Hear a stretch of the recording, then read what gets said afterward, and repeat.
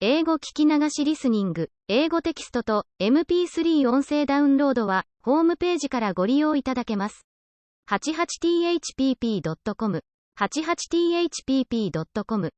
Chapter 26. In which are continued the refinements wherewith Don Quixote played the part of a lover in the Sierra Morena. Returning to the proceedings of him of the rueful countenance when he found himself alone, the history says that when Don Quixote had completed the performance of the somersaults or capers, naked from the waist down and clothed from the waist up, and saw that Sancho had gone off without waiting to see any more crazy feats, he climbed up to the top of a high rock, and there set himself to consider what he had several times before considered without ever coming to any conclusion on the point, namely whether it would be better and more to his purpose to imitate the outrageous madness of Roland, or the melancholy madness of Amadis, and communing with himself he said, "What wonder is it if Roland was so good a knight and so valiant as everyone says he was, when, after all, he was enchanted, and nobody could kill him save by thrusting a corking pin into the sole of his foot, and he always wore shoes with 7 iron soles. Though cunning devices did not avail him against Bernardo del Carpio, who knew all about them and strangled him in his arms at Roncesvalles. But putting the question of his valor aside, let us come to his losing his wits, for certain it is that he did lose them in consequence of the proofs he discovered at the fountain, and the intelligence the shepherd gave him of Angelica having slept more than 2 siestas with Medoro, a little curly-headed Moor, and page to a Grammont. If he was persuaded that this was true, and that his lady had wronged him, it is no wonder that he should have gone mad, but how am I to imitate him in his madness, unless I can imitate him in the cause of it? For my Dulcinea, I will venture to swear, never saw a Moor in her life, as he is, in his proper costume, and she is this day as the mother that bore her, and I should plainly be doing her a wrong if, fancying anything else, I were to go mad with the same kind of madness as Roland the Furious. On the other hand, I see that Amadis of Gaul, without losing his senses and without doing anything mad, acquired as a lover as much fame as the most famous, for, according to his history, on finding himself rejected by his lady Oriana, who had ordered him not to appear in her presence until it should be her pleasure, all he did was to retire to the Pena Pobre in company with a hermit, and there he took his fill of weeping until heaven sent him relief in the midst of his great grief and need. And if this be true, as it is, why should I now take the trouble to strip stark naked, or do mischief to these trees which have done me no harm, or why am I to disturb the clear waters of these brooks which will give me to drink whenever I have a mind? Long live the memory of Amadis, and let him be imitated so far as is possible by Don Quixote of La Mancha, of whom it will be said, as was said of the other, that if he did not achieve great things, he died in attempting them, and if I am not repulsed or rejected by my Dulcinea, it is enough for me, as I have said, to be absent from her. And so, now to business, come to my memory ye deeds of Amadis, and show me how I am to begin to imitate you. I know already that what he chiefly did was to pray and commend himself to God, but what am I to do for a rosary, for I have not got one? And then it occurred to him how he might make one, and that was by tearing a great strip off the tail of his shirt which hung down, and making 11 knots on it, one bigger than the rest, and this served him for a rosary all the time he was there, during which he repeated countless Ave Marias. But what distressed him greatly was not having another hermit there to confess him and receive consolation from, and so he solaced himself with pacing up and down the little meadow, and writing and carving on the bark of the trees and on the fine sand a multitude of verses all in harmony with his sadness, and some in praise of Dulcinea, but, when he was found there afterwards, the only ones completely legible that could be discovered were those that follow here. Greater than ye on the mountainside that grow, ye green things all, trees, shrubs, and bushes, are ye aweary of the woe that this poor aching bosom crushes? If it disturb you, and I owe some reparation, it may be a defense for me to let you know Don Quixote's tears are on the flow, and all for distant Dulcinea del Toboso. The lealest lover time can show, doomed for a lady love to languish, among these solitudes doth go, a prey to every kind of anguish. Why love should like a spiteful foe thus use him, he hath no idea, but hogsheads full, this doth he know, Don Quixote's tears are on the flow, and all for distant Dulcinea del Toboso. Adventure seeking doth he go up rugged heights, down rocky valleys, but hill or dale, or high or low, mishap attendeth all his sallies. Love still pursues him to and fro, and plies his cruel scourge, me. A relentless fate, an endless woe, Don Quixote's tears are on the flow, and all for distant Dulcinea del Toboso. The addition of del Toboso to Dulcinea's name gave rise to no little laughter among those who found the above lines, for they suspected Don Quixote must have fancied that unless he added del Toboso when he introduced the name of Dulcinea the verse would be unintelligible, which was indeed the fact, as he himself afterwards admitted. He wrote many more, but, as has been said, these 3 verses were all that could be plainly and perfectly deciphered. In this way, and in sighing and calling on the fawns and satyrs of the woods and the nymphs of the streams, and echo, moist and mournful, to answer, console, and hear him, as well as in looking for herbs to sustain him, he passed his time until Sancho's return, and had that been delayed 3 weeks, as it was 3 days, the knight of the rueful countenance would have worn such an altered countenance that the mother that bore him would not have known him, and here it will be well to leave him, wrapped up in sighs and verses, to relate how Sancho Panza fared on his mission. As for him, coming out upon the high road, he made for El Toboso, and the next day reached the inn where the mishap of the blanket had befallen him. As soon as he recognized it, he felt as if he were once more living through the air, and he could not bring himself to enter it, though it was an hour when he might well have done so, for it was dinner time, and he longed to taste something hot, as it had been all cold fare with him for many days past. This craving drove him to draw near to the inn, still undecided whether to go in or not, and as he was hesitating there came out 2 persons who at once recognized him, and said one to the other, "Señor licentiate, is not he on the horse there Sancho Panza who, our adventurer's housekeeper told us, went off with her master as esquire?" "So it is," said the licentiate, "and that is our friend Don Quixote's horse, and if they knew him so well it was because they were the curate and the barber of his own village, the same who had carried out the scrutiny and sentence upon the books, and as soon as they recognized Sancho Panza and Rocinante, being anxious to hear of Don Quixote, they approached, and calling him by his name the curate said, 'Friend Sancho Panza, where is your master?' Sancho recognized them at once, and determined to keep secret the place and circumstances where and under which he had left his master, so he replied that his master was engaged in a certain quarter on a certain matter of great importance to him which he could not disclose for the eyes in his head. "Nay, nay," said the barber, "if you don't tell us where he is, Sancho Panza, we will suspect, as we suspect already, that you have murdered and robbed him, for here you are mounted on his horse. In fact, you must produce the master of the hack, or else take the consequences." "There is no need of threats with me," said Sancho, "for I am not a man to rob or murder anybody. Let his own fate, or God who made him, kill each one. My master is engaged very much to his taste doing penance in the midst of these mountains." And then, offhand and without stopping, he told them how he had left him, what adventures had befallen him, and how he was carrying a letter to the lady Dulcinea del Toboso, the daughter of Lorenzo Corchuelo, with whom he was over head and ears in love. They were both amazed at what Sancho Panza told them, for though they were aware of Don Quixote's madness and the nature of it, each time they heard of it they were filled with fresh wonder. They then asked Sancho Panza to show them the letter he was carrying to the lady Dulcinea del Toboso. He said it was written in a notebook, and that his master's directions were that he should have it copied on paper at the first village he came to. On this the curate said if he showed it to him, he himself would make a fair copy of it. Sancho put his hand into his bosom in search of the notebook but could not find it, nor, if he had been searching until now, could he have found it, for Don Quixote had kept it, and had never given it to him, nor had he himself thought of asking for it.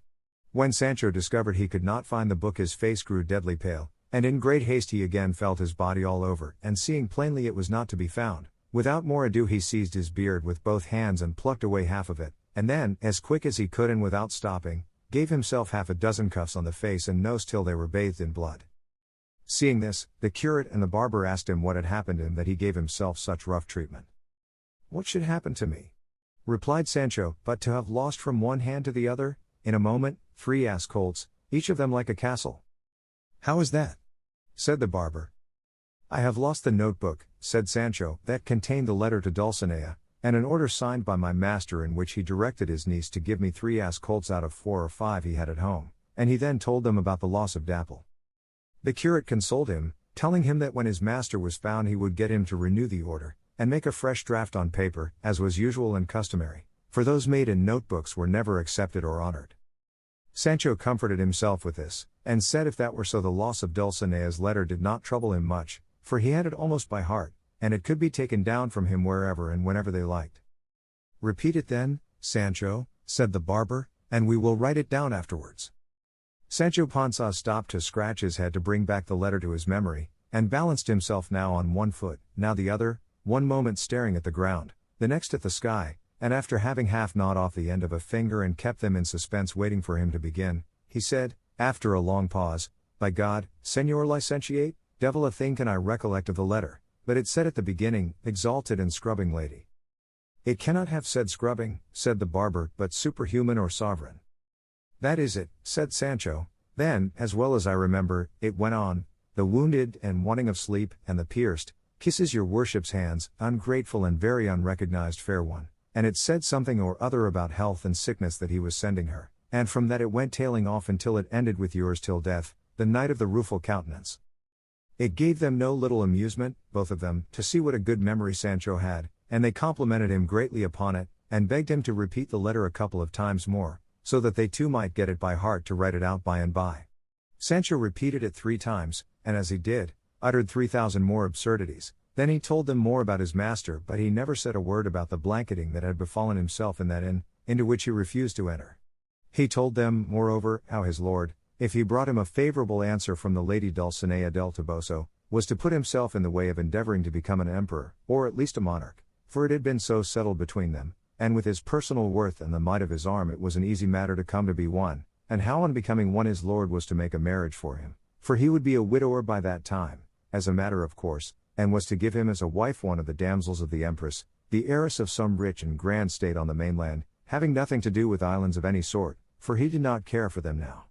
All this Sancho delivered with so much composure, wiping his nose from time to time, and with so little common sense that his 2 hearers were again filled with wonder at the force of Don Quixote's madness that could run away with this poor man's reason.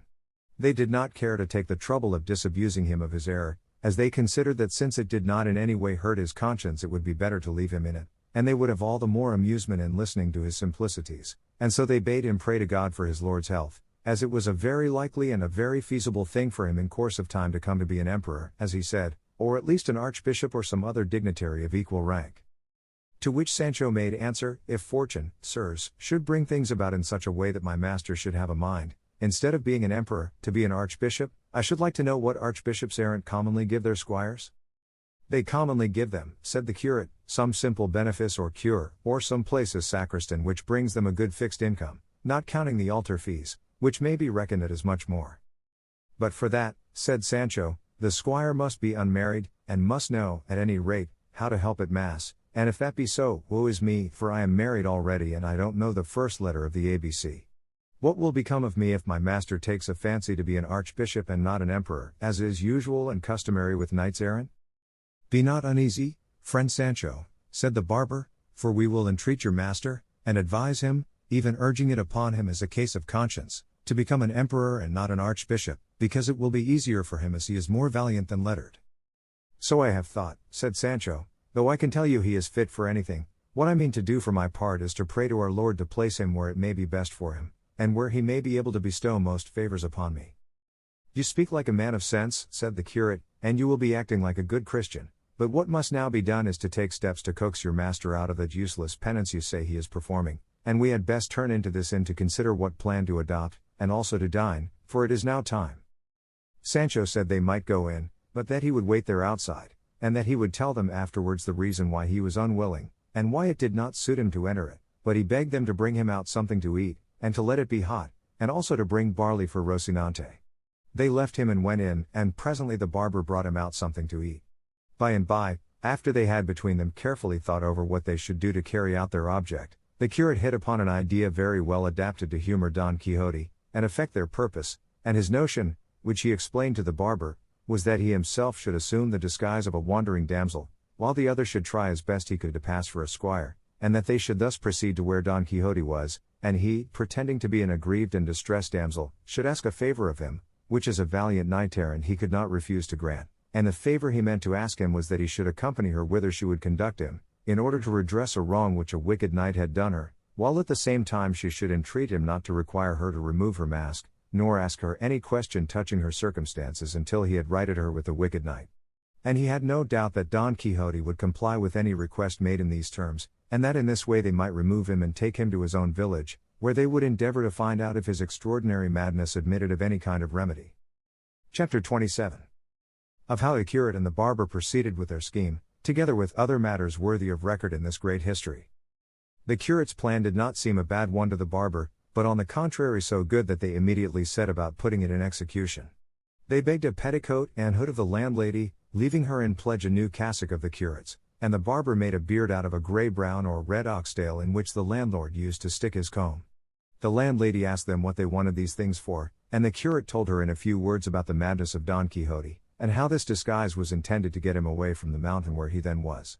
The landlord and landlady immediately came to the conclusion that the madman was their guest, the balsam man and master of the blanketed squire, and they told the curate all that had passed between him and them, not omitting what Sancho had been so silent about. Finally the landlady dressed up the curate in a style that left nothing to be desired. She put on him a cloth petticoat with black velvet stripes a palm broad, all slashed, and a bodice of green velvet set off by a binding of white satin, which as well as the petticoat must have been made in the time of King Wamba. The curate would not let them hood him, but put on his head a little quilted linen cap which he used for a nightcap, and bound his forehead with a strip of black silk, while with another he made a mask with which he concealed his beard and face very well. He then put on his hat, which was broad enough to serve him for an umbrella, and enveloping himself in his cloak seated himself woman fashion on his mule, while the barber mounted his with a beard down to the waist of mingled red and white, for it was, as has been said, the tail of a clay-red ox. They took leave of all, and of the good Maritornes, who, sinner as she was, promised to pray a rosary of prayers that God might grant them success in such an arduous and Christian undertaking as that they had in hand. But hardly had he sallied forth from the inn when it struck the curate that he was doing wrong in rigging himself out in that fashion, as it was an indecorous thing for a priest to dress himself that way even though much might depend upon it, and saying so to the barber he begged him to change dresses, as it was fitter he should be the distressed damsel, while he himself would play the squire's part, which would be less derogatory to his dignity. Otherwise he was resolved to have nothing more to do with the matter, and let the devil take Don Quixote. Just at this moment Sancho came up, and on seeing the pair in such a costume he was unable to restrain his laughter. The barber, however, agreed to do as the curate wished, and, altering their plan, the curate went on to instruct him how to play his part and what to say to Don Quixote to induce and compel him to come with them and give up his fancy for the place he had chosen for his idle penance. The barber told him he could manage it properly without any instruction, and as he did not care to dress himself up until they were near where Don Quixote was, he folded up the garments, and the curate adjusted his beard, and they set out under the guidance of Sancho Panza, who went along telling them of the encounter with the madman they met in the Sierra, saying nothing, however, about the finding of the valise and its contents, for with all his simplicity the lad was a trifle covetous. The next day they reached the place where Sancho had laid the broom branches as marks to direct him to where he had left his master, and recognizing it he told them that here was the entrance, and that they would do well to dress themselves, if that was required to deliver his master, for they had already told him that going in this guise and dressing in this way were of the highest importance in order to rescue his master from the pernicious life he had adopted, and they charged him strictly not to tell his master who they were, or that he knew them, and should he ask, as ask he would, if he had given the letter to Dulcinea, to say that he had, and that, as she did not know how to read, she had given an answer by word of mouth, saying that she commanded him, on pain of her displeasure, to come and see her at once, and it was a very important matter for himself, because in this way and with what they meant to say to him they felt sure of bringing him back to a better mode of life and inducing him to take immediate steps to become an emperor or monarch, for there was no fear of his becoming an archbishop. All this Sancho listened to and fixed it well in his memory, and thanked them heartily for intending to recommend his master to be an emperor instead of an archbishop, for he felt sure that in the way of bestowing rewards on their squires emperors could do more than archbishops errant. He said, too, that it would be as well for him to go on before them to find him, and give him his lady's answer, for that perhaps might be enough to bring him away from the place without putting them to all this trouble. They approved of what Sancho proposed, and resolved to wait for him until he brought back word of having found his master. Sancho pushed on into the glens of the Sierra, leaving them in one through which there flowed a little gentle rivulet, and where the rocks and trees afforded a cool and grateful shade. It was an August day with all the heat of one, and the heat in those parts is intense, and the hour was 3 in the afternoon, all which made the spot the more inviting and tempted them to wait there for Sancho's return, which they did. They were reposing, then, in this shade, when a voice unaccompanied by the notes of any instrument, but sweet and pleasing in its tone, reached their ears, at which they were not a little astonished, as the place did not seem to them likely quarters for one who sang so well, for though it is often said that shepherds of rare voice are to be found in the woods and fields, this is rather a flight of the poet's fancy than the truth. And still more surprised were they when they perceived that what they heard sung were the verses not of rustic shepherds, but of the polished wits of the city, and so it proved, for the verses they heard were these. Greater than what makes my quest of happiness seem vain? Disdain. What bids me to abandon hope of ease? Jealousies. What holds my heart in anguish of suspense? Absence. If that be so, then for my grief where shall I turn to seek relief, when hope on every side lies slain by absence, jealousies, disdain? What the prime cause of all my woe doth prove? Love. What at my glory ever looks askance? Chance. Whence is permission to afflict me given? Heaven. If that be so, I but await the stroke of a resistless fate, since, working for my woe, these three, love, chance, and heaven, in league I see. What must I do to find a remedy? What is the lure for love when coy and strange? Change. What, if all fail, will cure the heart of sadness? Madness. If that be so, it is but folly to seek a cure for melancholy. Ask where it lies, the answer saith in change, in madness, or in death. The hour, the summer season, the solitary place, the voice and skill of the singer, all contributed to the wonder and delight of the two listeners, who remained still waiting to hear something more. Finding, however, that the silence continued some little time, they resolved to go in search of the musician who sang with so fine a voice. But just as they were about to do so, they were checked by the same voice, which once more fell upon their ears, singing this. Greater than sonnet when heavenward, holy friendship, thou didst go soaring to seek thy home beyond the sky, and take thy seat among the saints on high. It was thy will to leave on earth below thy semblance, and upon it to bestow thy veil, wherewith at times hypocrisy, parading in thy shape, deceives the eye, and makes its vileness bright as virtue show. Friendship, return to us, or force the cheat that wears it now, thy livery to restore, by aid whereof sincerity is slain. If thou wilt not unmask thy counterfeit, this earth will be the prey of strife once more, as when primeval discord held its reign. The song ended with a deep sigh, and again the listeners remained waiting attentively for the singer to resume, but perceiving that the music had now turned to sobs and heartrending moans, they determined to find out who the unhappy being could be whose voice was as rare as his sighs were piteous. And they had not proceeded far when, on turning the corner of a rock, they discovered a man of the same aspect and appearance as Sancho had described to them when he told them the story of Cardenio. He, showing no astonishment when he saw them, stood still with his head bent down upon his breast like one in deep thought, without raising his eyes to look at them after the first glance when they suddenly came upon him.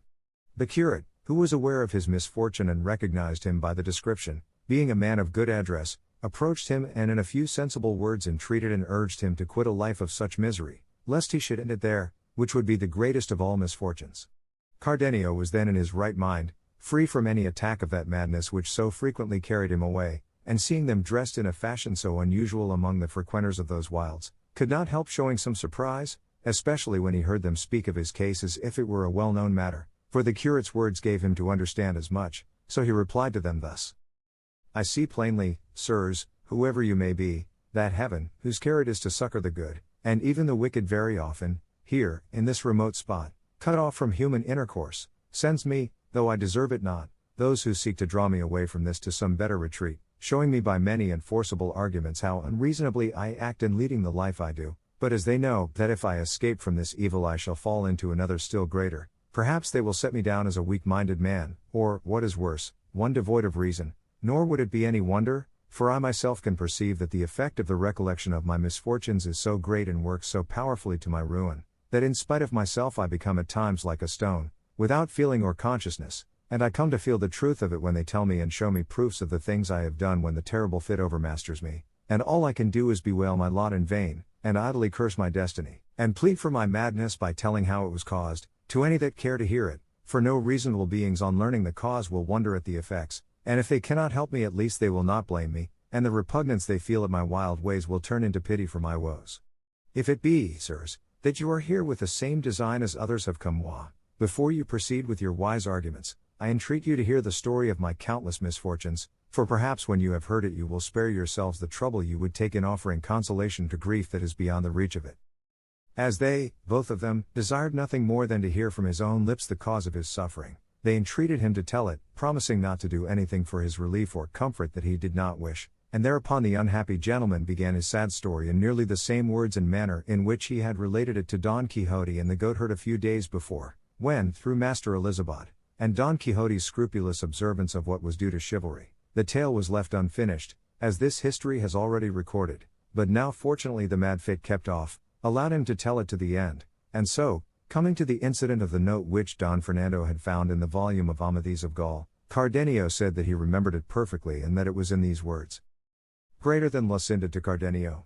Greater than every day I discover merits in you that oblige and compel me to hold you in higher estimation, so if you desire to relieve me of this obligation without cost to my honor, you may easily do so. I have a father who knows you and loves me dearly, who without putting any constraint on my inclination will grant what will be reasonable for you to have, if it be that you value me as you say and as I believe you do. By this letter I was induced, as I told you, to demand Lucinda for my wife, and it was through it that Lucinda came to be regarded by Don Fernando as one of the most discreet and prudent women of the day, and this letter it was that suggested his design of ruining me before mine could be carried into effect.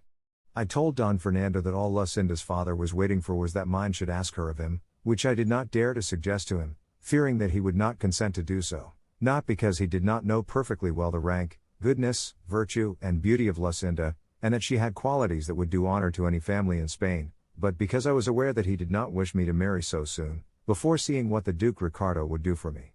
In short, I told him I did not venture to mention it to my father, as well on account of that difficulty, as of many others that discouraged me, though I knew not well what they were, only that it seemed to me that what I desired was never to come to pass. To all this Don Fernando answered that he would take it upon himself to speak to my father, and persuade him to speak to Lucinda's father. Oh, ambitious Marius! Oh, cruel Catiline! Oh, wicked Sylla! Oh, Phidias gone alone! Oh, treacherous Velito! Oh, vindictive Julian! Oh, covetous Judas! Traitor, cruel, vindictive, and perfidious, wherein had this poor wretch failed in his fidelity, who with such frankness showed thee the secrets and the joys of his heart? What offense did I commit? What words did I utter, or what counsels did I give that had not the furtherance of thy honor and welfare for their aim? But, woe is me, wherefore do I complain?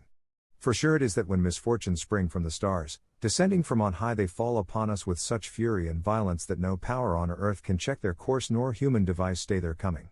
Who could have thought that Don Fernando, a high-born gentleman, intelligent, bound to me by gratitude for my services, one that could win the object of his love wherever he might set his affections, could have become so obdurate, as they say, as to rob me of my one ewe lamb that was not even yet in my possession? But laying aside these useless and unavailing reflections, let us take up the broken thread of my unhappy story. To proceed, then, Don Fernando, finding my presence an obstacle to the execution of his treacherous and wicked design, resolved to send me to his elder brother under the pretext of asking money from him to pay for 6 horses which, purposely, and with the sole object of sending me away that he might the better carry out his infernal scheme, he had purchased the very day he offered to speak to my father, and the price of which he now desired me to fetch. Could I have anticipated this treachery? Could I by any chance have suspected it? Nay, so far from that, I offered with the greatest pleasure to go at once, in my satisfaction at the good bargain that had been made. That night I spoke with Lucinda, and told her what had been agreed upon with Don Fernando, and how I had strong hopes of our fair and reasonable wishes being realized. She, as unsuspicious as I was of the treachery of Don Fernando, bade me try to return speedily, as she believed the fulfillment of our desires would be delayed only so long as my father put off speaking to hers. I know not why it was that on saying this to me her eyes filled with tears, and there came a lump in her throat that prevented her from uttering a word of many more that it seemed to me she was striving to say to me. I was astonished at this unusual turn, which I never before observed in her. For we always conversed, whenever good fortune and my ingenuity gave us the chance, with the greatest gaiety and cheerfulness, mingling tears, sighs, jealousies, doubts, or fears with our words. It was all on my part a eulogy of my good fortune that heaven should have given her to me for my mistress. I glorified her beauty, I extolled her worth and her understanding, and she paid me back by praising in me what in her love for me she thought worthy of praise, and besides we had 100,000 trifles and doings of our neighbors and acquaintances to talk about, and the utmost extent of my boldness was to take, almost by force, one of her fair white hands and carry it to my lips, as well as the closeness of the low grating that separated us allowed me. But the night before the unhappy day of my departure she wept, she moaned, she sighed, and she withdrew, leaving me filled with perplexity and amazement, overwhelmed at the sight of such strange and affecting signs of grief and sorrow in Lucinda. But not to dash my hopes, I ascribed it all to the depth of her love for me and the pain that separation gives those who love tenderly. At last I took my departure, sad and dejected, my heart filled with fancies and suspicions, but not knowing well what it was I suspected or fancied, plain omens pointing to the sad event and misfortune that was awaiting me.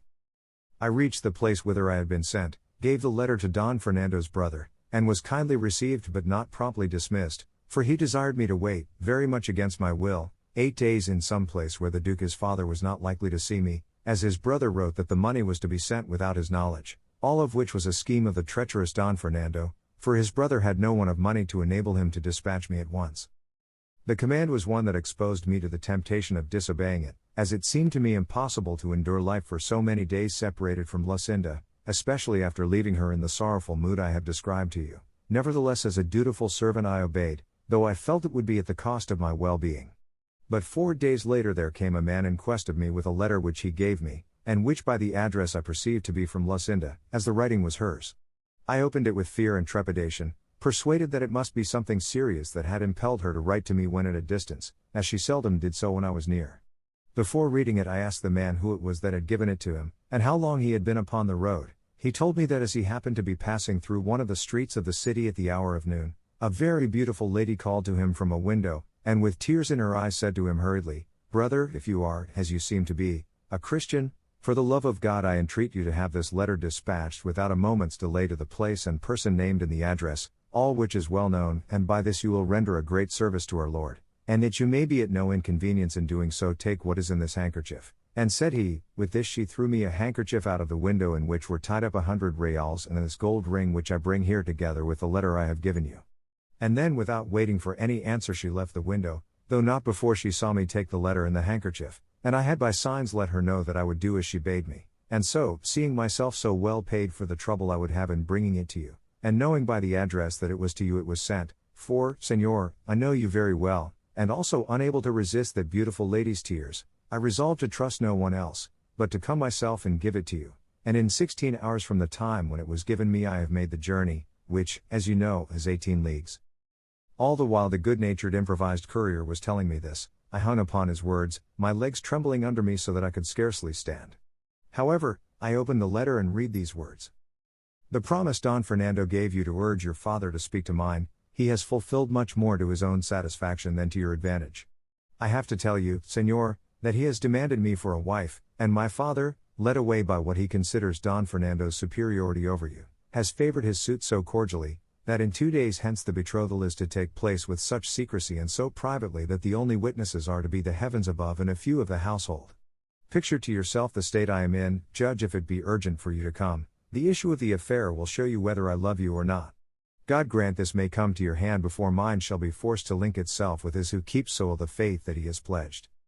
Such, in brief, were the words of the letter, words that made me set out at once without waiting any longer for reply or money, for I now saw clearly that it was not the purchase of horses but of his own pleasure that had made Don Fernando send me to his brother.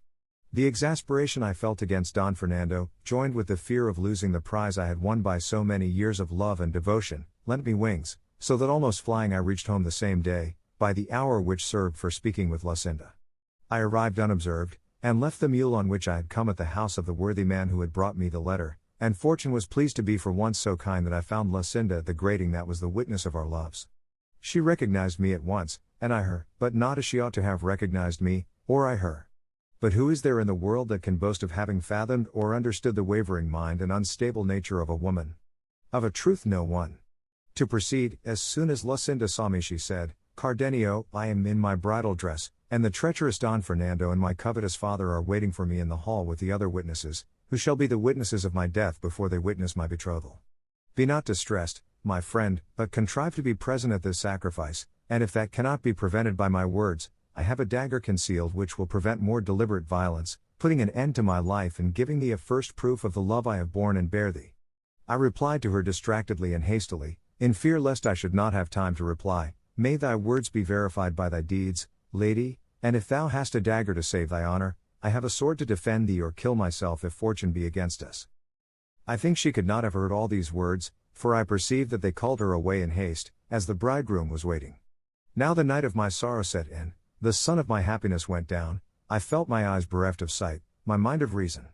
I could not enter the house, nor was I capable of any movement, but reflecting how important it was that I should be present at what might take place on the occasion, I nerved myself as best I could and went in, for I well knew all the entrances and outlets, and besides, with the confusion that in secret pervaded the house no one took notice of me, so, without being seen, I found an opportunity of placing myself in the recess formed by a window of the hall itself, and concealed by the ends and borders of 2 tapestries, from between which I could, without being seen, see all that took place in the room. Who could describe the agitation of heart I suffered as I stood there, the thoughts that came to me, the reflections that passed through my mind? They were such as cannot be, nor were it well they should be, told. Suffice it to say that the bridegroom entered the hall in his usual dress, without ornament of any kind. As groomsman he had with him a cousin of Lucinda's, and except the servants of the house there was no one else in the chamber. Soon afterwards Lucinda came out from an antechamber, attended by her mother and 2 of her damsels, arrayed and adorned as became her rank and beauty, and in full festival and ceremonial attire. My anxiety and distraction did not allow me to observe or notice particularly what she wore. I could only perceive the colors, which were crimson and white, and the glitter of the gems and jewels on her head dress and apparel, surpassed by the rare beauty of her lovely auburn hair that vying with the precious stones and the light of the 4 torches that stood in the hall shone with a brighter gleam than all. O memory, mortal foe of my peace! What bring before me now the incomparable beauty of that adored enemy of mine? Were it not better, cruel memory, to remind me and recall what she then did, that stirred by a wrong so glaring I may seek, if not vengeance now, at least to rid myself of life? Be not weary, sirs, of listening to these digressions. My sorrow is not one of those that can or should be told tersely and briefly, for to me each incident seems to call for many words. To this the curate replied that not only were they not weary of listening to him, but that the details he mentioned interested them greatly, being of a kind by no means to be omitted and deserving of the same attention as the main story. To proceed, then, continued Cardenio, all being assembled in the hall, the priest of the parish came in, and as he took the pair by the hand to perform the requisite ceremony, at the words, "Will you, Señora Lucinda, take Señor Don Fernando, here present, for your lawful husband, as the Holy Mother Church ordains?" I thrust my head and neck out from between the tapestries, and with eager ears and throbbing heart set myself to listen to Lucinda's answer, awaiting in her reply the sentence of death or the grant of life. Oh, that I had but dared at that moment to rush forward crying aloud, "Lucinda, Lucinda! Have a care what thou dost, remember what thou owest me, bethink thee thou art mine and canst not be another's, reflect that thy utterance of yes and the end of my life will come at the same instant. Oh, treacherous Don Fernando! Robber of my glory, death of my life! What seekest thou? Remember that thou canst not as a Christian attain the object of thy wishes, for Lucinda is my bride, and I am her husband. Fool that I am! Now that I am far away and out of danger, I say I should have done what I did not do. Now that I have allowed my precious treasure to be robbed from me, I curse the robber, on whom I might have taken vengeance had I as much heart for it as I have for bewailing my fate. In short, as I was then a coward and a fool, little wonder is it if I am now dying shame-stricken, remorseful, and mad. The priest stood waiting for the answer of Lucinda, who for a long time withheld it, and just as I thought she was taking out the dagger to save her honor, or struggling for words to make some declaration of the truth on my behalf, I heard her say in a faint and feeble voice, "I will." Don Fernando said the same, and giving her the ring they stood linked by a knot that could never be loosed. The bridegroom then approached to embrace his bride, and she, pressing her hand upon her heart, fell fainting in her mother's arms. It only remains now for me to tell you the state I was in when in the consent that I heard I saw all my hopes mocked, the words and promises of Lucinda proved falsehoods, and the recovery of the prize I had that instant lost rendered impossible forever. I stood stupefied, wholly abandoned, it seemed, by heaven, declared the enemy of the earth that bore me, the air refusing me breath for my sighs, the water moisture for my tears. It was only the fire that gathered strength so that my whole frame glowed with rage and jealousy. They were all thrown into confusion by Lucinda's fainting, and as her mother was unlacing her to give her air, a sealed paper was discovered in her bosom which Don Fernando seized at once and began to read by the light of one of the torches. As soon as he had read it, he seated himself in a chair, leaning his cheek on his hand in the attitude of one deep in thought, without taking any part in the efforts that were being made to recover his bride from her fainting fit. Seeing all the household in confusion, I ventured to come out regardless whether I were seen or not, and determined, if I were, to do some frenzied deed that would prove to all the world the righteous indignation of my breast in the punishment of the treacherous Don Fernando, and even in that of the fickle fainting traitress. But my fate, doubtless reserving me for greater sorrows, if such there be, so ordered it that just then I had enough and to spare of that reason which has since been wanting to me, and so, without seeking to take vengeance on my greatest enemies, which might have been easily taken, as all thought of me was so far from their minds, I resolved to take it upon myself, and on myself to inflict the pain they deserved, perhaps with even greater severity than I should have dealt out to them had I then slain them, for sudden pain is soon over, but that which is protracted by tortures is ever slain without ending life. In a word, I quitted the house and reached that of the man with whom I had left my mule. I made him saddle it for me, mounted without bidding him farewell, and rode out of the city, like another lot, not daring to turn my head to look back upon it. And when I found myself alone in the open country, screened by the darkness of the night, and tempted by the stillness to give vent to my grief without apprehension or fear of being heard or seen, then I broke silence and lifted up my voice in maledictions upon Lucinda and Don Fernando, as if I could thus avenge the wrong they had done me. I called her cruel, ungrateful, false, thankless, but above all covetous, since the wealth of my enemy had blinded the eyes of her affection, and turned it from me to transfer it to one to whom fortune had been more generous and liberal.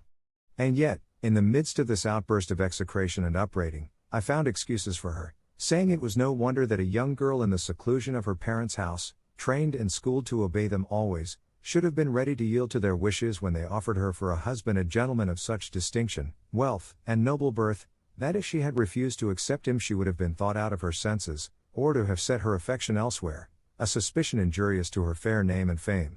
But then again, I said, had she declared I was her husband, they would have seen that in choosing me she had not chosen so ill but that they might excuse her, for before Don Fernando had made his offer, they themselves could not have desired, if their desires had been ruled by reason, a more eligible husband for their daughter than I was, and she, before taking the last fatal step of giving her hand, might easily have said that I had already given her mine, for I should have come forward to support any assertion of hers to that effect. In short, I came to the conclusion that feeble love, little reflection, great ambition, and a craving for rank, had made her forget the words with which she had deceived me, encouraged and supported by my firm hopes and honorable passion. Thus soliloquizing and agitated, I journeyed onward for the remainder of the night, and by daybreak I reached one of the passes of these mountains, among which I wandered for 3 days more without taking any path or road, until I came to some meadows lying on I know not which side of the mountains, and there I inquired of some herdsmen in what direction the most rugged part of the range lay. They told me that it was in this quarter, and I at once directed my course hither, intending to end my life here, but as I was making my way among these crags, my mule dropped dead through fatigue and hunger, or, as I think more likely, in order to have done with such a worthless burden as it bore in me. I was left on foot, worn out, famishing, without anyone to help me or any thought of seeking help, and so thus I lay stretched on the ground, how long I know not, after which I rose up free from hunger, and found beside me some goatherds, who no doubt were the persons who had relieved me in my need, for they told me how they had found me, and how I had been uttering ravings that showed plainly I had lost my reason, and since then I am conscious that I am not always in full possession of it, but at times so deranged and crazed that I do 1,000 mad things, tearing my clothes, crying aloud in these solitudes, cursing my fate, and idly calling on the dear name of her who is my enemy, and only seeking to end my life in lamentation, and when I recover my senses I find myself so exhausted and weary that I can scarcely move. Most commonly my dwelling is the hollow of a cork tree large enough to shelter this miserable body. The herdsmen and goatherds who frequent these mountains, moved by compassion, furnish me with food, leaving it by the wayside or on the rocks, where they think I may perhaps pass and find it, and so, even though I may be then out of my senses, the wants of nature teach me what is required to sustain me, and make me crave it and eager to take it. At other times, so they tell me when they find me in a rational mood, I sally out upon the road, and though they would gladly give it me, I snatch food by force from the shepherds bringing it from the village to their huts. Thus do pass the wretched life that remains to me, until it be heaven's will to bring it to a close, or so to order my memory that I no longer recollect the beauty and treachery of Lucinda, or the wrong done me by Don Fernando, for if it will do this without depriving me of life, I will turn my thoughts into some better channel. If not, I can only implore it to have full mercy on my soul, for in myself I feel no power or strength to release my body from this strait in which I have of my own accord chosen to place it. Such, sirs, is the dismal story of my misfortune. Say if it be one that can be told with less emotion than you have seen in me, and do not trouble yourselves with urging or pressing upon me what reason suggests is likely to serve for my relief, for it will avail me as much as the medicine prescribed by a wise physician avails the sick man who will not take it. I have no wish for health without Lucinda, and since it is her pleasure to be another's, when she is or should be mine, let it be mine to be a prey to misery when I might have enjoyed happiness. She by her fickleness strove to make my ruin irretrievable. I will strive to gratify her wishes by seeking destruction, and it will show generations to come that I alone was deprived of that of which all others in misfortune have a superabundance, for to them the impossibility of being consoled is itself a consolation, while to me it is the cause of greater sorrows and sufferings, for I think that even in death there will not be an end of them. Here Cardenio brought to a close his long discourse and story, as full of misfortune as it was of love, but just as the curate was going to address some words of comfort to him, he was stopped by a voice that reached his ear, saying in melancholy tones what will be told in the fourth part of this narrative, for at this point the sage and sagacious historian, Sidamete Benengeli, brought the third to a conclusion. Chapter 28. Which treats of the strange and delightful adventure that befell the curate and the barber in the same sierra. Happy and fortunate were the times when that most daring knight Don Quixote of La Mancha was sent into the world, for by reason of his having formed a resolution so honorable as that of seeking to revive and restore to the world the long-lost and almost defunct order of knight-errantry, we now enjoy in this age of ours, so poor in light entertainment, not only the charm of his veracious history, but also of the tales and episodes contained in it which are, in a measure no less pleasing, ingenious, and truthful than the history itself, which, resuming its thread, carded, spun, and wound, relates that just as the curate was going to offer consolation to Cardenio, he was interrupted by a voice that fell upon his ear saying in plaintive tones, "O God! Is it possible I have found a place that may serve as a secret grave for the weary load of this body that I support so unwillingly? If the solitude these mountains promise deceives me not, it is so. Ah! Woe is me! How much more grateful to my mind will be the society of these rocks and breaks that permit me to complain of my misfortune to heaven, than that of any human being, for there is none on earth to look to for counsel in doubt, comfort in sorrow, or relief in distress." All this was heard distinctly by the curate and those with him, and as it seemed to them to be uttered close by, as indeed it was, they got up to look for the speaker, and before they had gone 20 paces they discovered behind a rock, seated at the foot of an ash tree, a youth in the dress of a peasant, whose face they were unable at the moment to see as he was leaning forward, bathing his feet in the brook that flowed past. They approached so silently that he did not perceive them, being fully occupied in bathing his feet, which were so fair that they looked like two pieces of shining crystal brought forth among the other stones of the brook. The whiteness and beauty of these feet struck them with surprise, for they did not seem to have been made to crush clods or to follow the plough and the oxen as their owner's dress suggested, and so, finding they had not been noticed, the curate, who was in front, made a sign to the other two to conceal themselves behind some fragments of rock that lay there, which they did, observing closely what the youth was about. He had on a loose double-skirted dark brown jacket bound tight to his body with a white cloth. He wore besides breeches and gaiters of brown cloth, and on his head a brown montera, and he had the gaiters turned up as far as the middle of the leg, which verily seemed to be of pure alabaster. As soon as he had done bathing his beautiful feet, he wiped them with a towel he took from under the montera, on taking off which he raised his face, and those who were watching him had an opportunity of seeing a beauty so exquisite that Cardenio said to the curate in a whisper, "As this is not Lucinda, it is no human creature but a divine being." The youth then took off the montera, and shaking his head from side to side there broke loose and spread out a mass of hair that the beams of the sun might have envied. By this they knew that what had seemed a peasant was a lovely woman, nay the most beautiful the eyes of two of them had ever beheld, or even Cardenio's if they had not seen and known Lucinda, for he afterwards declared that only the beauty of Lucinda could compare with this. The long auburn tresses not only covered her shoulders, but such was their length and abundance, concealed her all round beneath their masses, so that except the feet nothing of her form was visible. She now used her hands as a comb, and if her feet had seemed like bits of crystal in the water, her hands looked like pieces of driven snow among her locks, all which increased not only the admiration of the three beholders, but their anxiety to learn who she was. With this object they resolved to show themselves, and at the stir they made in getting upon their feet the fair damsel raised her head, and parting her hair from before her eyes with both hands, she looked to see who had made the noise, and the instant she perceived them she started to her feet, and without waiting to put on her shoes or gather up her hair, hastily snatched up a bundle as though of clothes that she had beside her, and, scared and alarmed, endeavored to take flight, but before she had gone 6 paces she fell to the ground, her delicate feet being unable to bear the roughness of the stones, seeing which, the three hastened towards her, and the curate addressing her first said, "Stay, Señora, whoever you may be, for those whom you see here only desire to be of service to you. You have no need to attempt a flight so heedless, for neither can your feet bear it, nor we allow it." Taken by surprise and bewildered, she made no reply to these words. They, however, came towards her, and the curate taking her hand went on to say, "What your dress would hide, Señora, is made known to us by your hair, a clear proof that it can be no trifling cause that has disguised your beauty in a garb so unworthy of it, and sent it into solitudes like these where we have had the good fortune to find you, if not to relieve your distress, at least to offer you comfort, for no distress, so long as life lasts, can be so oppressive or reach such a height as to make the sufferer refuse to listen to comfort offered with good intention. And so, Señora, or Señor, or whatever you prefer to be, dismiss the fears that our appearance has caused you and make us acquainted with your good or evil fortunes, for from all of us together, or from each one of us, you will receive sympathy in your trouble." While the curate was speaking, the disguised damsel stood as if spellbound, looking at them without opening her lips or uttering a word, just like a village rustic to whom something strange that he has never seen before has been suddenly shown, but on the curate addressing some further words to the same effect to her, sighing deeply she broke silence and said, "Since the solitude of these mountains has been unable to conceal me, and the escape of my disheveled tresses will not allow my tongue to deal in falsehoods, it would be idle for me now to make any further pretense of what, if you were to believe me, you would believe more out of courtesy than for any other reason. This being so, I say I thank you, sirs, for the offer you have made me, which places me under the obligation of complying with the request you have made of me, though I fear the account I shall give you of my misfortunes will excite in you as much concern as compassion, for you will be unable to suggest anything to remedy them or any consolation to alleviate them.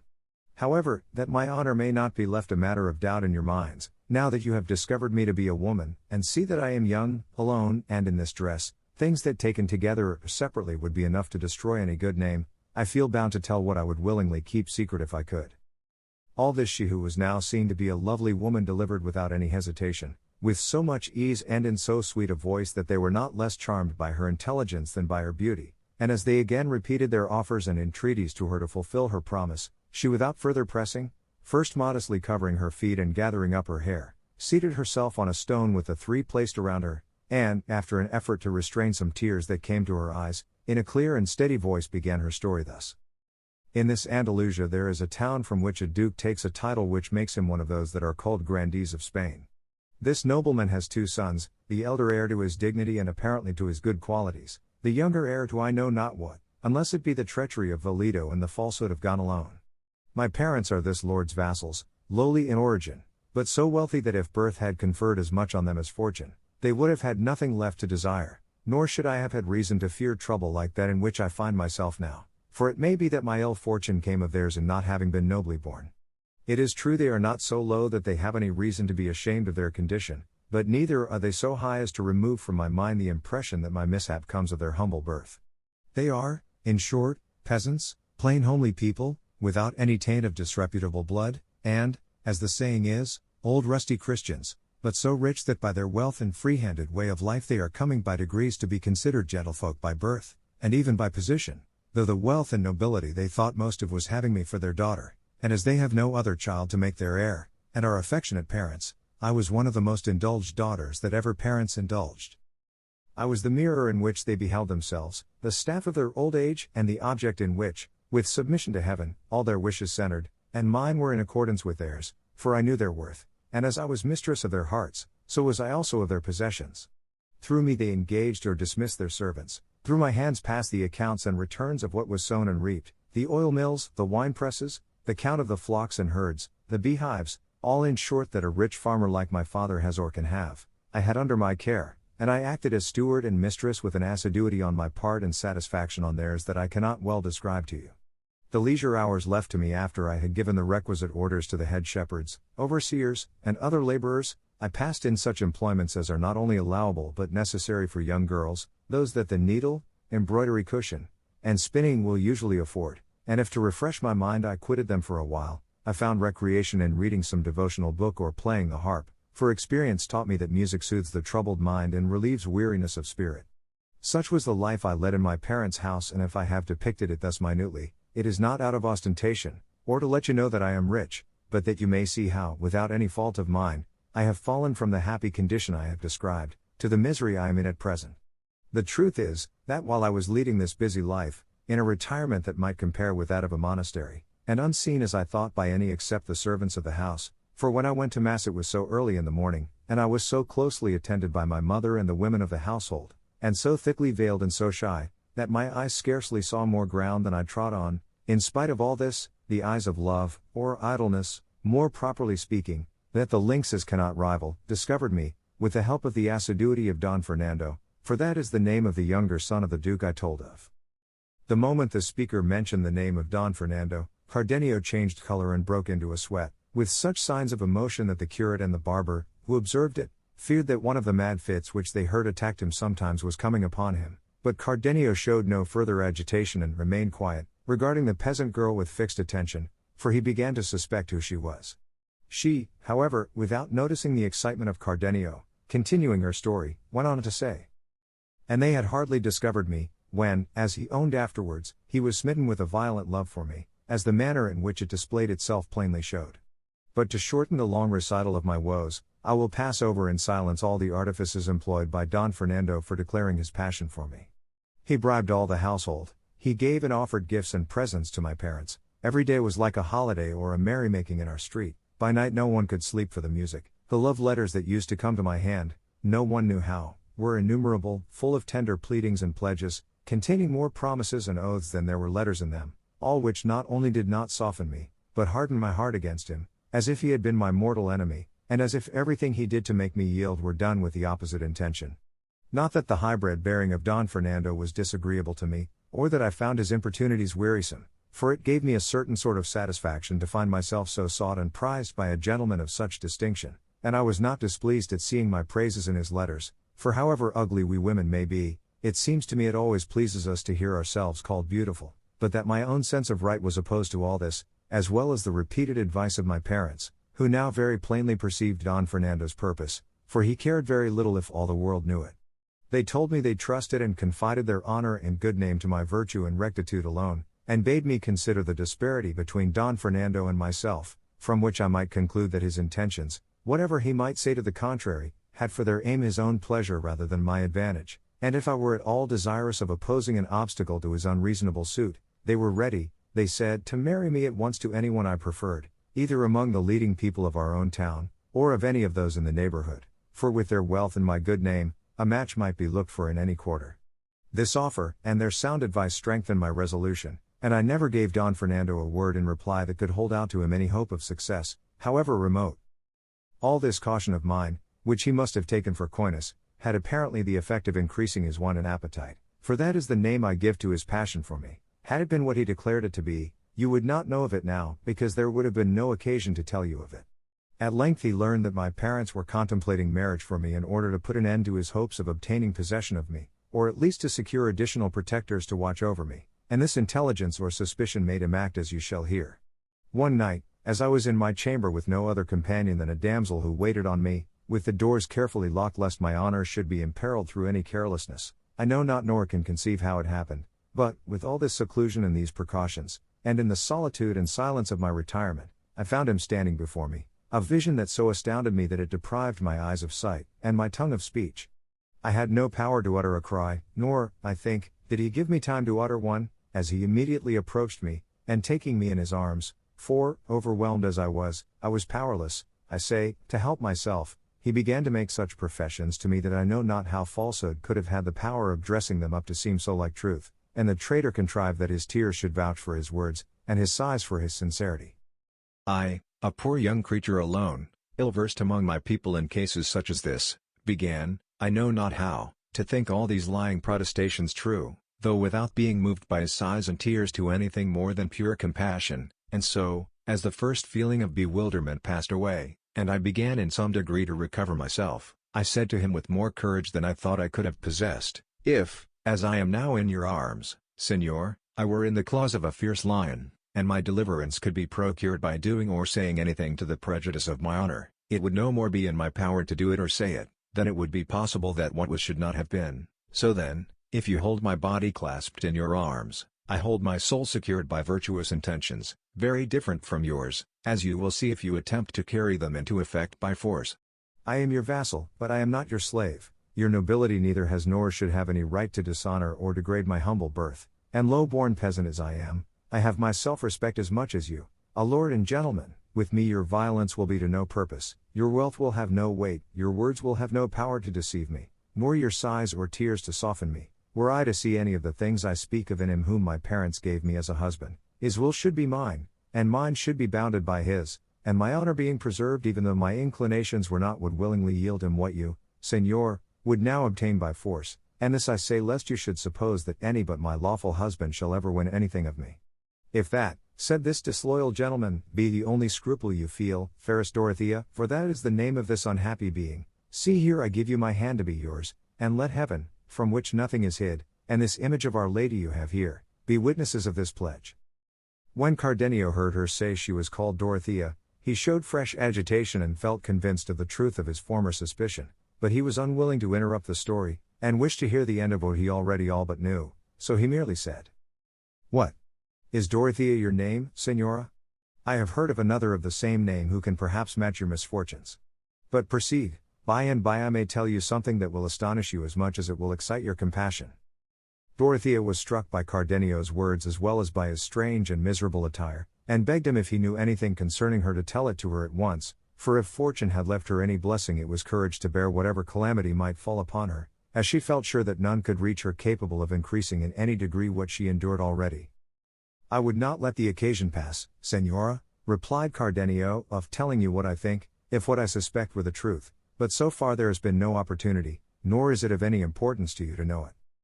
Be it as it may, replied Dorothea, what happened in my story was that Don Fernando, taking an image that stood in the chamber, placed it as a witness of our betrothal, and with the most binding words and extravagant oaths gave me his promise to become my husband, though before he had made an end of pledging himself I bade him consider well what he was doing, and think of the anger his father would feel at seeing him married to a peasant girl and one of his vassals. I told him not to let my beauty, such as it was, blind him, for that was not enough to furnish an excuse for his transgression, and if in the love he bore me he wished to do me any kindness, it would be to leave my lot to follow its course at the level my condition required, for marriages so unequal never brought happiness, nor did they continue long to afford the enjoyment they began with.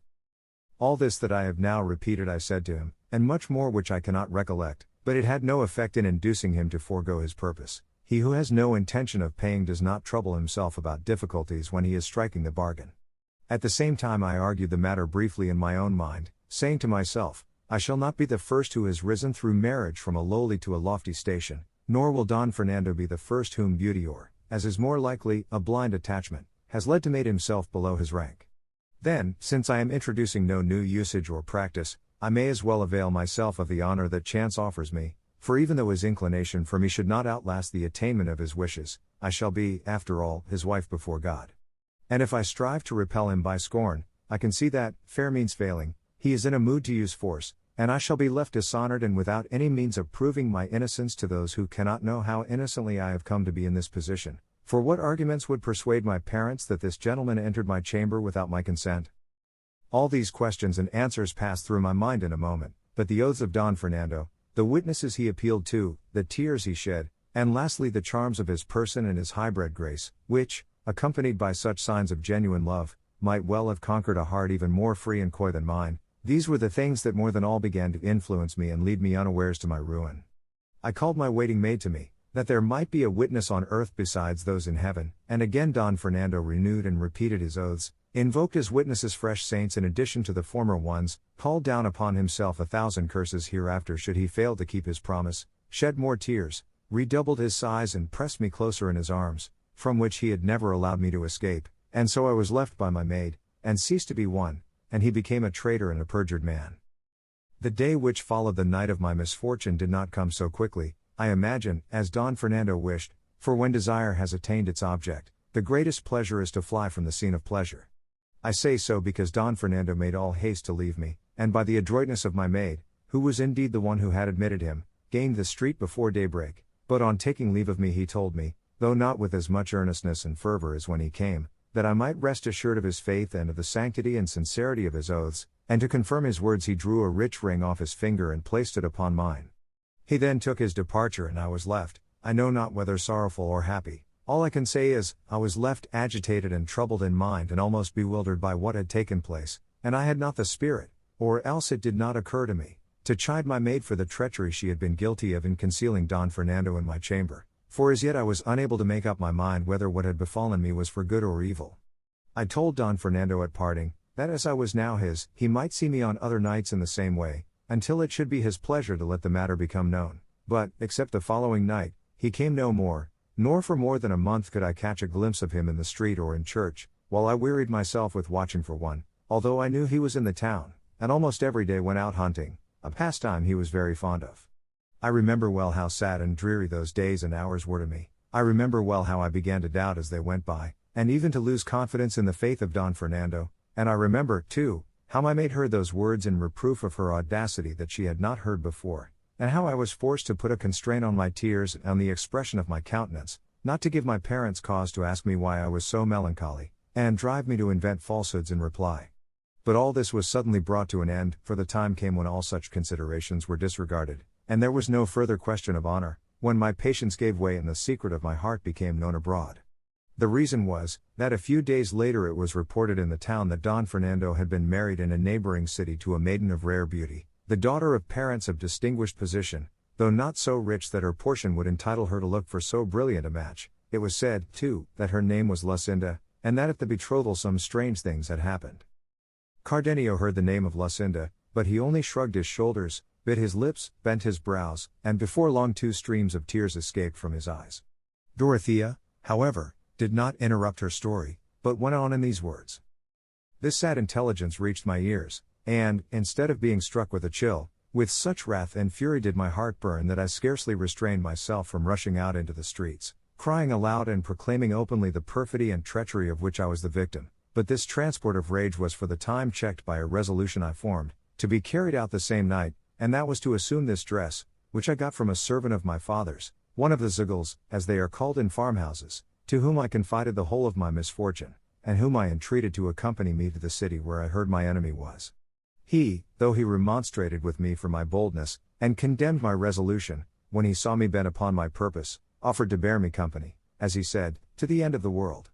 I at once packed up in a linen pillowcase a woman's dress, and some jewels and money to provide for emergencies, and in the silence of the night, without letting my treacherous maid know, I sallied forth from the house, accompanied by my servant and abundant anxieties, and on foot set out for the city, but borne as it were on wings by my eagerness to reach it, if not to prevent what I presumed to be already done, at least to call upon Don Fernando to tell me with what conscience he had done it. I reached my destination in 2 days and a half, and on entering the city inquired for the house of Lucinda's parents. The first person I asked gave me more in reply than I sought to know. He showed me the house, and told me all that had occurred at the betrothal of the daughter of the family, an affair of such notoriety in the city that it was the talk of every knot of idlers in the street. He said that on the night of Don Fernando's betrothal with Lucinda, as soon as she had consented to be his bride by saying yes, she was taken with a sudden fainting fit, and that on the bridegroom approaching to unlace the bosom of her dress to give her air, he found a paper in her own handwriting, in which she said and declared that she could not be Don Fernando's bride, because she was already Cardenio's, who, according to the man's account, was a gentleman of distinction of the same city, and that as she had accepted Don Fernando, it was only in obedience to her parents. In short, he said, the words of the paper made it clear she meant to kill herself on the completion of the betrothal, and gave her reasons for putting an end to herself, all which was confirmed, it was said, by a dagger they found somewhere in her clothes. On seeing this, Don Fernando, persuaded that Lucinda had befooled, slighted and trifled with him, assailed her before she had recovered from her swoon, and tried to stab her with the dagger that had been found, and would have succeeded had not her parents and those who were present prevented him. It was said, moreover, that Don Fernando went away at once, and that Lucinda did not recover from her prostration until the next day, when she told her parents how she was really the bride of that Cardenio I have mentioned. I learned besides that Cardenio, according to report, had been present at the betrothal, and that upon seeing her betrothed contrary to his expectation, he had quitted the city in despair, leaving behind him a letter declaring the wrong Lucinda had done him, and his intention of going where no one should ever see him again. All this was a matter of notoriety in the city, and everyone spoke of it, especially when it became known that Lucinda was missing from her father's house and from the city, for she was not to be found anywhere, to the distraction of her parents, who knew not what steps to take to recover her. What I learned revived my hopes, and I was better pleased not to have found Don Fernando than to find him married, for it seemed to me that the door was not yet entirely shut upon relief in my case, and I thought that perhaps heaven had put this impediment in the way of the second marriage, to lead him to recognize his obligations under the former one, and reflect that as a Christian he was bound to consider his soul above all human objects. All this passed through my mind, and I strove to comfort myself without comfort, indulging in faint and distant hopes of cherishing that life that I now abhor. But while I was in the city, uncertain what to do, as I could not find Don Fernando, I heard notice given by the public crier offering a great reward to anyone who should find me, and giving the particulars of my age and of the very dress I wore, and I heard it said that the lad who came with me had taken me away from my father's house, a thing that cut me to the heart, showing how low my good name had fallen, since it was not enough that I should lose it by my flight, but they must add with whom I had fled, and that one so much beneath me and so unworthy of my consideration. The instant I heard the notice I quitted the city with my servant, who now began to show signs of wavering in his fidelity to me, and the same night, for fear of discovery, we entered the most thickly wooded part of these mountains. But, as is commonly said, one evil calls up another, and the end of one misfortune is apt to be the beginning of one still greater, and so it proved in my case, for my worthy servant, until then so faithful and trusty when he found me in this lonely spot, moved more by his own villainy than by my beauty, sought to take advantage of the opportunity which these solitudes seemed to present him, and with little shame and less fear of God and respect for me, began to make overtures to me, and finding that I replied to the effrontery of his proposals with justly severe language, he laid aside the entreaties which he had employed at first, and began to use violence. But just heaven, that seldom fails to watch over and aid good intentions, so aided mine that with my slight strength and with little exertion I pushed him over a precipice, where I left him, whether dead or alive I know not, and then, with greater speed than seemed possible in my terror and fatigue, I made my way into the mountains, without any other thought or purpose save that of hiding myself among them, and escaping my father and those dispatched in search of me by his orders. It is now I know not how many months since with this object I came here, where I met a herdsman who engaged me as his servant at a place in the heart of this sierra, and all this time I have been serving him as herd, striving to keep always afield to hide these locks which have now unexpectedly betrayed me. But all my care and pains were unavailing, for my master made the discovery that I was not a man, and harbored the same base designs as my servant, and as fortune does not always supply a remedy in cases of difficulty, and I had no precipice or ravine at hand down which to fling the master and cure his passion, as I had in the servant's case, I thought it a lesser evil to leave him and again conceal myself among these crags, than make trial of my strength and argument with him. So, as I say, once more I went into hiding to seek for some place where I might with sighs and tears implore heaven to have pity on my misery, and grant me help and strength to escape from it, or let me die among the solitudes, leaving no trace of an unhappy being who, by no fault of hers, has furnished matter for talk and scandal at home and abroad. 物語の続きは、ホームページからお聞きいただけます。また、テキスト、MP3 ダウンロードも合わせてご利用ください。88thpp.com 88thpp.com